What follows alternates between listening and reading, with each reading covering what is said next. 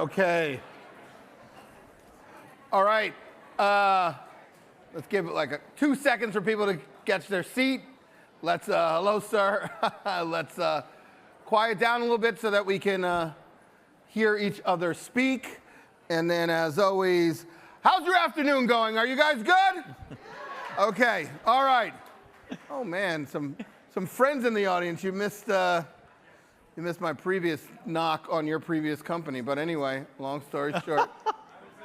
Oh, were you? Okay, there you go. So look, we're going to talk about, really going from guardian of a brand to growth catalyst. As you can tell, the theme that I've been focused on has really been about growth and how do you find it, how do you identify it, more importantly, how do you drive it. Tariq, I'm not going to introduce you. I'm going to let you introduce yourself because I won't do a good enough job at it, or I might do too good of a job. So I don't want to. So you might be in between. Go. So if I really didn't introduce myself, if my 17-year-old was here, she'd say I'm Noor's dad. But I am the Chief Marketing and Customer Experience Officer for the U.S. for McDonald's. How long have you been there? I've been there a little over 3 years. Okay. It's interesting because we've talked. I feel like this is episode 6 or season 6 of us. But every time I look at what you're doing, you continue to introduce boundary pushing, less in terms of just technology, but acceptance with inside of the organization and willingness to do that. So first, just how do you think the role of CMO has evolved, even in the last 3 years since you've taken it? Because I feel like the world has changed a lot demographically. I think, we're seeing countries we can't operate in, all those type of things. Yeah, look, I think, and it's hard if you don't lose the base of what your first role is, which is to actually drive the business. The question becomes, what are the elements and the drivers to do that, right? And as I look across what a lot of CMOs are doing, but certainly in the situation I walked into the organization that was starting to gain positive momentum coming out of COVID when I joined the organization, we had unlocked a confidence back in the brand, frankly through an execution. The Travis Scott famous order woke up the market. The brand had lost confidence? Oh, there's no question. When you look back, if you look back sort of 2013 through about 2018, we had forgotten who we were. We were following haters, wondering why we weren't serving salads as opposed to what people really wanted us to do. We were Big Mac. LTO of the week. We were buy one, get one. And frankly, we kind of lost who we were in terms of what I'm loving it actually meant. COVID was a big help, ironically. COVID woke us up across the operations. It woke us up across supply chain. And as a result of that, it woke us up across reconnecting what was mattering to the business. Because that supply chain compression forced us to get back to who we were. It forced us to narrow the menu and allow our customers to go, that's what I actually love about this brand. And then it was, how do you wake the markup to come out? And Morgan and the team did a great job with Travis Scott and with Famous Orders and the Famous Orders campaign. That's when I joined the organization with 2 significant things. We had woken the brand up at a time we were getting also ready to launch what the role of technology and data could be for us, which was launching loyalty, which I was brought in to do was drive loyalty and digital adoption and data. And loyalty was driven on the back of the kiosk? Because I know we've talked. Kiosk was there, but it was really making the app move from being a static platform menu to actually commerce and data structure, right? And my comment to the team was, look, congratulations. What you've done in waking the brand up, you've called culture. Culture's calling you back. But a little bit like, now what? You're the dog that caught the bus, and you're in culture, and you're going to get canceled just as quick unless you figure out what that means. But culture is a really big word. Right. So we have to define what does that mean for us and how we're going to participate in it, and not participate in it just for that connection with our fans, but to the outcome of commerce outcomes in driving the business. And so it's 4 core areas that make a ton of sense in simple sense. I mean, the first one's obvious. We're a food company, right? So how do you impact the taste of culture and start to play around with food in a way that reflects that? We weren't doing that enough and reflecting the changing taste of this country. The second was just basal, getting deep and understanding youth culture.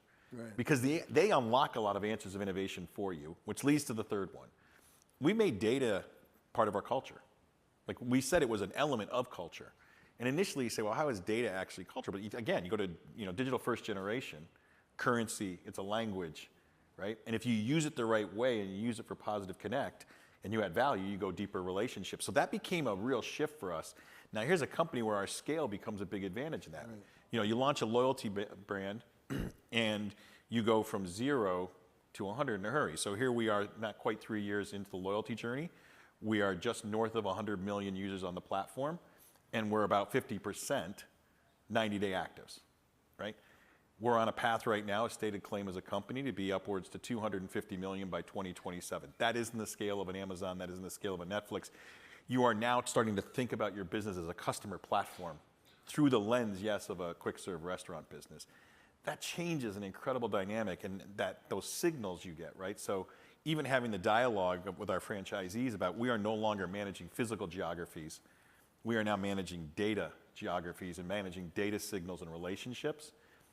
In 4 years, we've gone from essentially having 2 channels to now 25 paths to purchase, right? That's what fundamentally significant shifts on how you approach the business. You know, it's interesting because that was, for me, in the early days, you know, when we launched our corporate venture and startup, and that's what I would tell startups. Like, I tried to get, this man won the Spotify business for a company that I don't talk about that might have a red logo. I missed it, but that was my pitch to Spotify was, look, if I put you on every single can of Mountain Dew, overnight, you're bigger than most of the players in the marketplace. And I think a lot of people don't think about the scale. Like, you know, you could put a burger, I'm sure, on the moon if you wanted to. Hopefully a Big Mac, that's my favorite. But anyway, but I'll order a Pepsi from someplace else. But you can, you know, in that scale, and now to think of yourself to that point, are you even a food company? I mean, I guess underlining, which was the first principle, yeah, you are, but you're now a technology company that sits on par with, you know, the big guys, the top 10s, not even like the little guys. Like, that's kind of the journey where you're going. So you said it's a headset shift, and I guess it's also a growth driver, but what does it take to bring an organization into that mindset? Because ultimately, outside of the franchisees, we can come back to that, but just corporate or however. Frankly, the corporate piece is easy. You have to bring the franchise piece into it because you're talking about building a different technology infrastructure that data then travels through to the storefront, right? Because if I'm going to create a relationship and an experience for that customer, and I'm going to leverage the data to do that, there is a handoff where we as marketers and we as a corporation are no longer in that restaurant. Right? So you can't actually do it seamlessly. So the first thing we had to do, frankly, was help them understand the economics. Because in fairness to those franchisees, you got a business that's almost 70 years old, that they grew up every single day looking at a daily traffic, looking at cost, looking at margin on a daily basis. And here come these wingnuts from marketing that are saying, well, we're going to run these programs, and you know what? Some of those programs, you're going to lose money on them. Right? Sign me up. They're going to be negative transaction here. But let's look 60, 90, 120 days on them, right? That's a totally different mindset. And in fairness, if the infrastructure isn't in place for that data to appear in front of them, why should they believe it? In fairness to them. So helping them understand as we start to move through an acquisition mode. For them, that's a cost model. For a future-based data-driven marketer, that's an investment model, right? I'm going to acquire those customers, I'm going to nurture them, I'm going to retain them, et cetera, and I'm going to drive that value out of them. But if that infrastructure isn't in place to help that franchisee understand how that works, how do you expect the organization to follow? And so that was a pathway, was first of all helping them understand, A, we could acquire, and then the second chapter was, which we've just come out of, showing them the economic value of them. And you got to remember, you're talking about having a conversation with a business where your average check is $9. So it's one thing to be talking about long-term loyalty of a customer that's spending $150 on a plane ticket or $200 a night in a hotel. You're having this conversation over a $9 transaction. But then being able to demonstrate to them, and this is the case for us, that customer is actually 4x a non-digital customer. So we know if we get them on, they come more often, and they're worth a hell of a lot more. That pathway was the challenge. Once you can open that up, then the implications of the investments and the cost required to then continue to support that become easier, not a lot easier, but easier. Well, there's recently a few companies big guys that I've been close to hear them talk about, even mention the word CAC is like such a foreign, I'm sure franchisees didn't even know what CAC was, but now you're right, it's an investment model, which every other company would dream to, by the way, be able to spend probably what you have to spend on CAC because you actually have access to the customer. Yeah. But when I'm in the digital ecosystem, what are you doing with me? Like outside of me being able to use the app to place an order, What's encouraging me? What do you like? So we're pretty nascent right now, but we're starting to leverage not only what we do inside our current system, but how we're starting to leverage AI and adjacent technologies. Frankly, the loyalty side of it, we're pretty basal. We're still learning how to show up, deliver on the right kind of offer management, reward accordingly, help the system continue to learn. And you were saying AI is from an AI perspective, we're starting to do things like improve our push notification and how do we manage for offer management. So we're running a pilot right now where we are running an AI model that has a predictive analytics to be able, and predictive analytics to the accuracy of plus 90% that we did before we went out, where I'm actually able to identify, you're staying home today, she's coming out, but she's already coming to McDonald's, and the woman next to her is coming out. We know she's coming out, we know roughly what time of day part she's going, and we know the odds of her Starbucks, McDonald's, Chick-fil-A, et cetera. And so I'm more likely to incentivize customer C than I am A or B. You're not coming out, so what am I doing? And I know you're not going to. Right. And customer B is already on her way, so I'm going to suppress. Why am I already incentivizing? So that is a massive issue for us because we're able to start to get into an offer management model where I can then turn around and say to those franchisees, that waste you've been seeing, that you guys have felt has been wasted on acquisition, we're now getting smarter how to do that, and the AI is helping us do that. So that's an area. And then the other area is, frankly, the place I get the most excited about it, it's not in the sort of creative and the executional part of marketing, it's operations. And what are we using AI to do in terms of shift management predictability? What are we doing it in terms of being able to understand the flow and movement of traffic through the drive-thrus or delivery base? Because that's the critical nature of it. The place that it all falls apart, no surprise, is the experience and the operations that you have, right? And so the ability to apply marketing can create either a storm for the back of the restaurant, or it can create freedom, understanding, and calm if we can leverage that technology. So if we're going to create a herd of foot traffic, which is great, but do it in a way that reduces complexity and do it in a way that allows that shift manager to run a calm shift, you're going to increase the experience, you're going to increase revenue. And we're seeing direct correlationships in the performance results.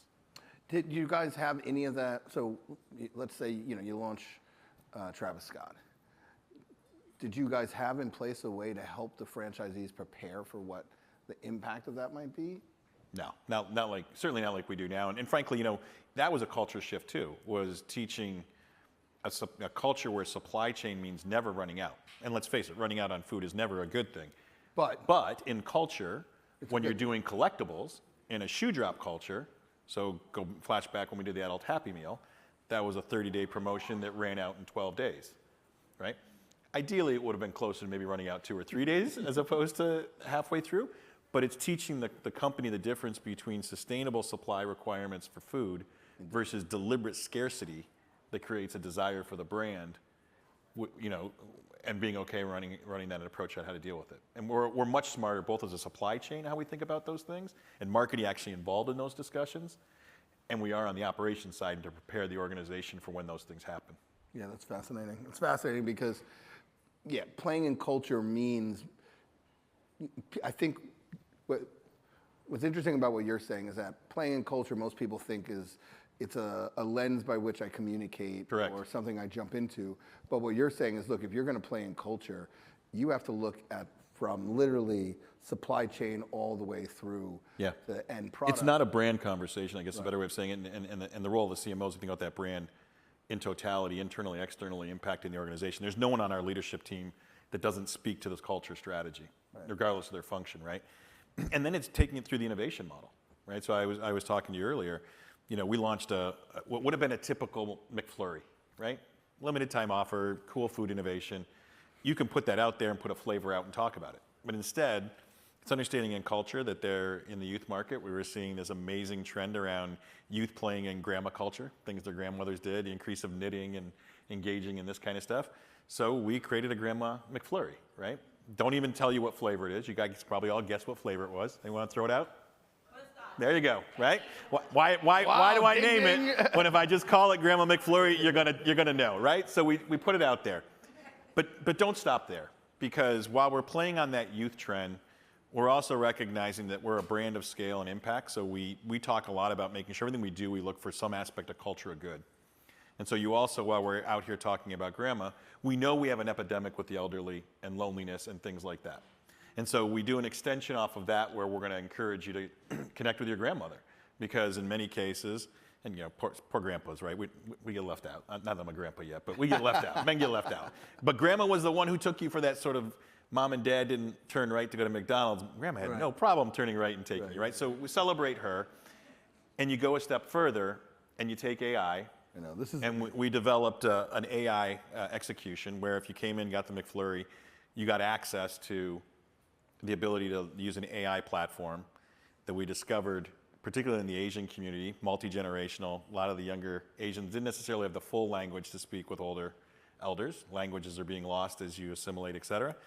And so we applied not only to, that's where we saw the insight, we applied 20 plus languages where you could go on, once you'd gotten that access to it, send a message to your grandparents, and the AI actually converted your ability to speak the language with the video as if you're speaking, delivering that message to your grandparent who maybe you don't see very often in mother tongue, right? So how do you leverage it from innovation, yes, all the way through to execution and how you communicate? No, I think that's the hardest challenge that organizations have is that, we can say culture, but the question is can we repivot the org in order to truly benefit from that? But I'm saying that's my hardest challenge, or what I see as the hardest challenge. I don't sit in your seat anymore. I think part of it comes down to, culture gets really easy to be talked about on those things like we should be doing. Right.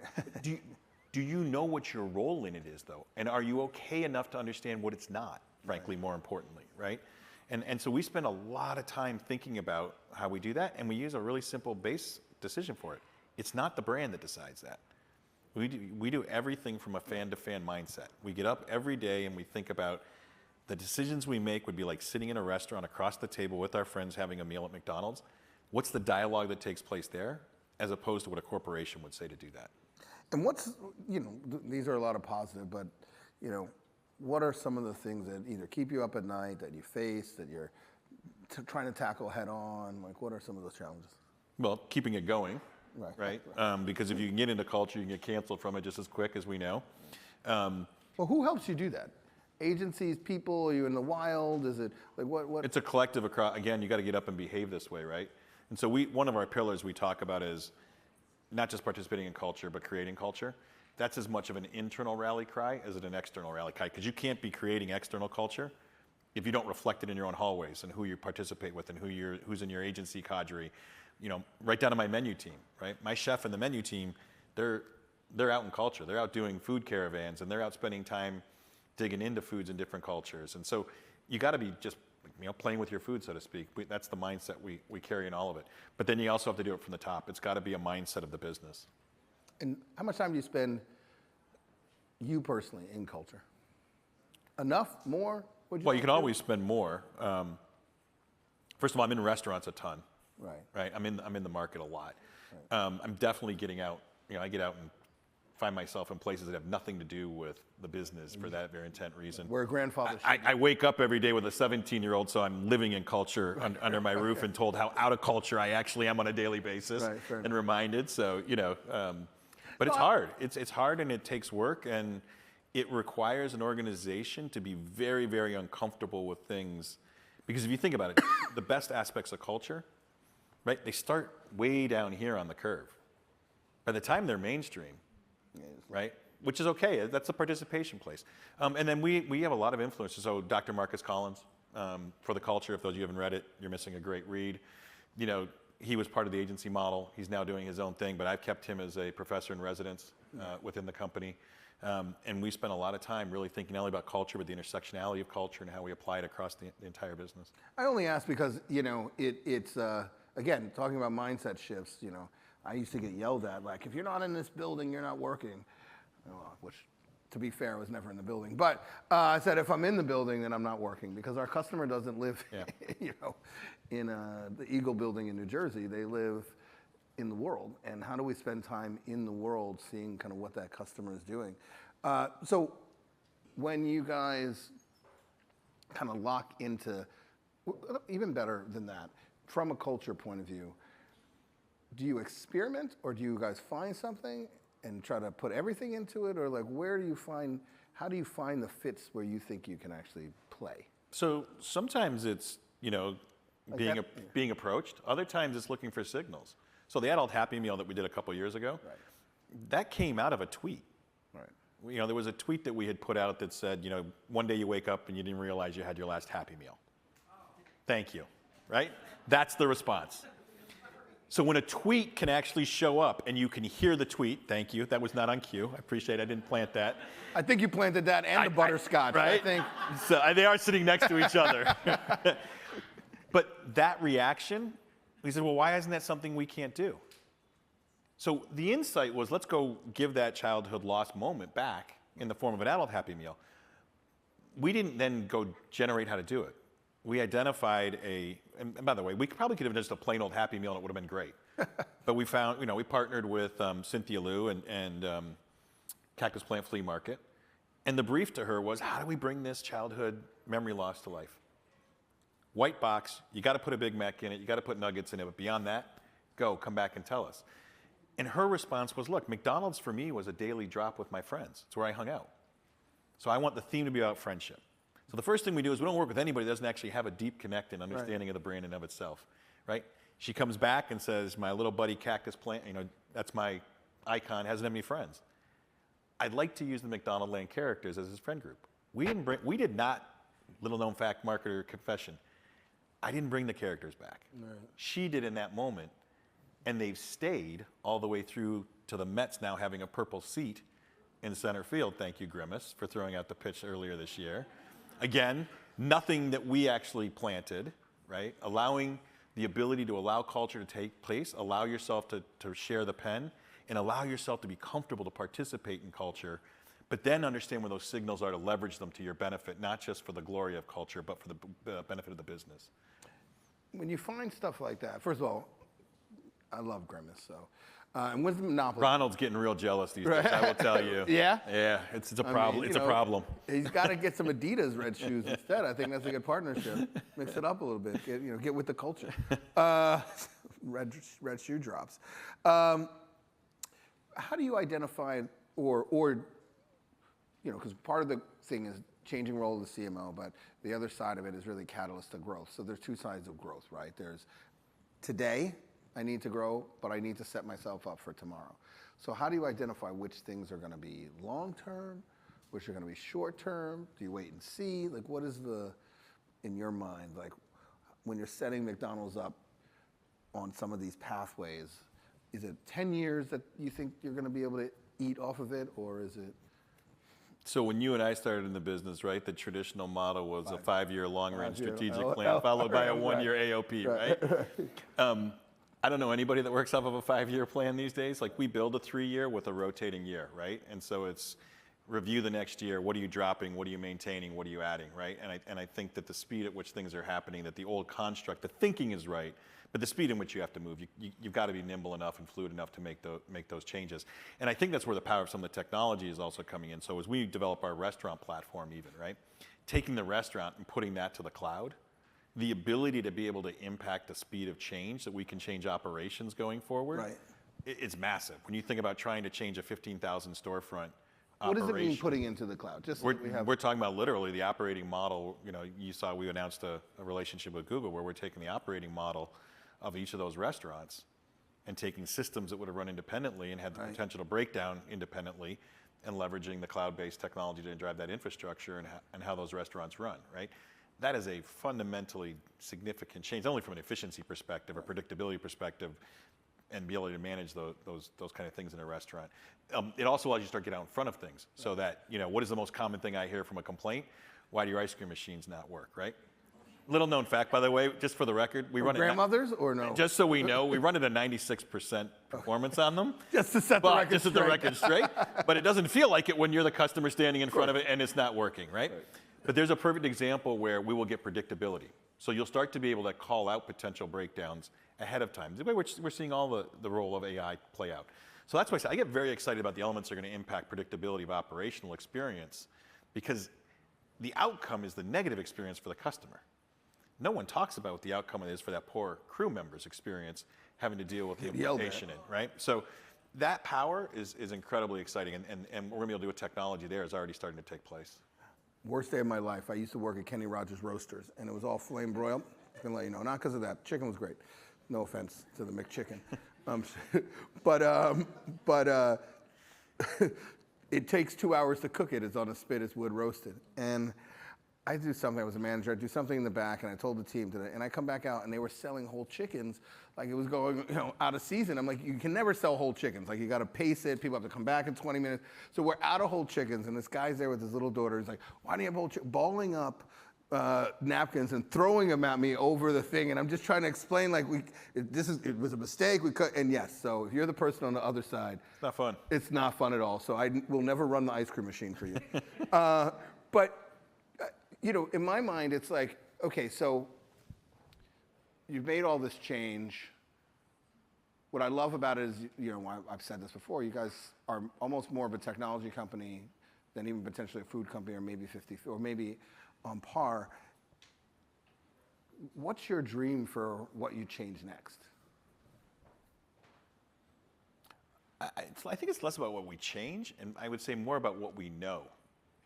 Right? I want to continue to extend the knowledge of what that data allows me to understand about the different aspects of your life. I want to understand who you are as, like 99% of us who wake up in the morning is the most confused part of the day, but I've got some aspect of predictability, what that looks like, and I make a meaningful reason for why we intersect with you, and whether that's night before scheduling, et cetera. But I also want to know who you are as the soccer parent who has a team with you on weekends and et cetera. But I also want to understand who you are with things that have nothing to do about our food. So we, like the insights around grandparents and around generational elements. I think the key on this will be also making sure we don't then turn around and go back into places with that knowledge that either people don't want us or we don't add real value. And in close in, there's a reason we're not doing salads anymore, right? Because there's probably 3 or 4 people, they would have been the 3 or 4 that tried them, right?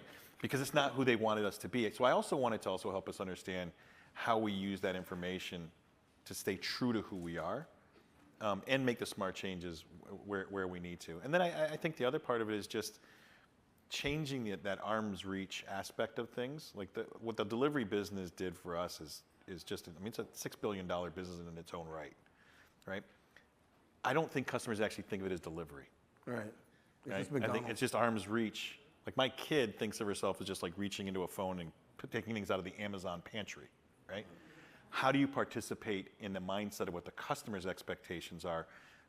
We knew this a while ago, but now you really know what the customer sets, what that behavioral expectation needs to be, and then how do you participate in it? Separate question, and I'm going to ask you just how you've grown as a leader. You mentioned when we started. I'd just love to hear a little bit of that journey. But do customers, I remember when I first interacted with a kiosk, I was like, oh, really, a kiosk? Like, can't I just tell a person what I want? Now, I don't even want to talk to people. I'm like, where's this kiosk at? Are people, do they like the kiosk? Do they not like the kiosk? What's the... Like the kiosk is kiosk ends up being a hybrid between you and your phone anyways. Like in the future, I think we can all, I think we can all be pretty confident the food is, the phone's going to become some version of mobile interface will probably take place. But most customers would still rather spend, we don't have any issues with that. The biggest advantage of the kiosk and the phone is you get to redeploy labor. Right. So we have a number of stores that are now cashless. Right. We keep one register because you still have a lot of folks who are not mobile and apt or not on credit card, et cetera. But that generation has kind of like moved down the pathway and become sort of an acceptance. And if anything, we're starting to move to really digitize the stores. I just bring up kiosks because I thought it was a really interesting starting point for data entry from customer. Okay, last thing. How have you grown as a leader over since we started, which, let's not talk about when that was, but. So look, I think with age comes the comfort of failure. And it's something that I've worked really, really hard within the organization. Probably the biggest culture barrier I had to take on in joining the organization. There was a true fear of failure. And I just, as a leader, firmly believe you do not get to greatness when you have people working in an environment that is filled with fear or concern of failure. And it was easy to say, but it wasn't movement of behavior. So we started putting in sort of cultural signals around it. And the one I'm probably the most proud of with my leadership team, we celebrate something we call the Amazing Almosts every quarter.